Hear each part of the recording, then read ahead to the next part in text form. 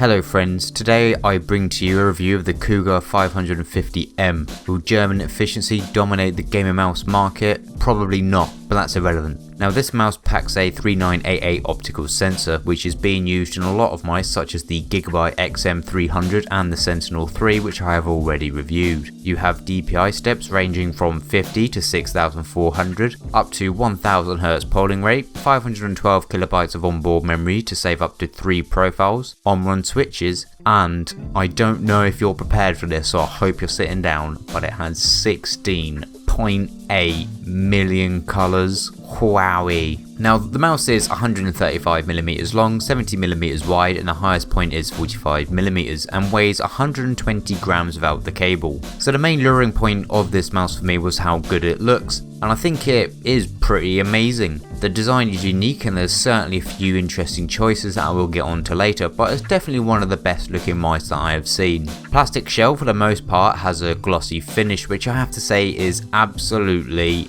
horrendous. It attracts filth like a derelict brothel, which takes away from a good looking mouse as it's quickly covered in my sticky icky, which as someone that washes their hands every 30 minutes is something that shouldn't really happen. With most other mice I don't really have this problem to such a severe extent, so it's incredibly disappointing. The sides have this rubber look-alike non-rubberized grip. It's basically just the same plastic but with honeycomb grooves etched into it to give your finger something to grip onto. It does its job, which is a good thing, especially as the top of the mouse is complete wank. Your 1.8 meter braided cable is situated on the left side of the mouse instead of it being dead center, which is probably a design choice, but this has never really caused a problem for me and it isn't noticeable, so there's no issues there. The cable protruding out and slightly away from the mouse in a plastic housing is a nice touch as well, to make sure the cable isn't dragging on your mouse mat and to combat any damage happening from extended use. The scroll wheel is a bit hit and miss, with the switch being responsive and good to use, but the scroll wheel itself being incredibly soft. The notches aren't really that noticeable to distinguish between each other, and you can also get it stuck in between those notches too, which will make using it a bit inconsistent.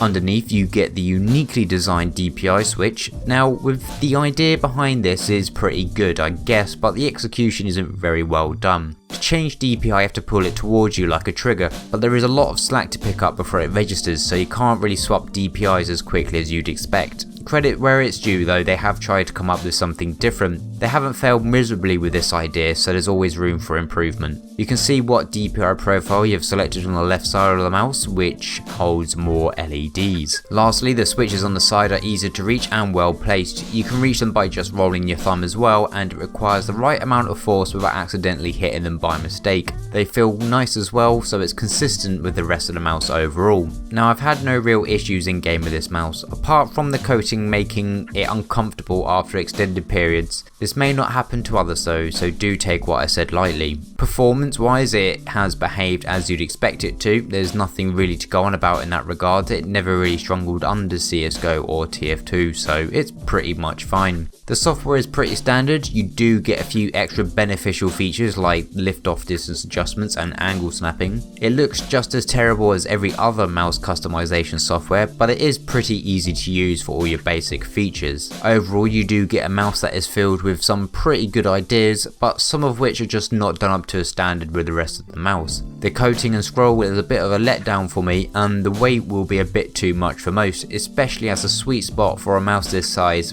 with the features that it has is around about the 90 to 100 grams mark. Again though, it does look pretty nice. The LEDs are tastefully implemented, which is truly a first for me to say, as they don't seem to be added as an afterthought but as a part of the overall design process. But unfortunately, despite what most manufacturers seem to think, the snazziness of your LEDs don't make your mouse any better. At around £40 it is a good price for what you get. The real letdown though is the coating, and for £10 cheaper you can get a Gigabyte XM300 which has better coating and proper rubberized grips, or you can get an EVGA Torque X5 for around the same price and with a weight of just about 85 grams. Anyway, this mouse is a very good looking product. I look forward to see what Cougar bring out in the future though, as long as they stay away from oversized mice with sniper buttons.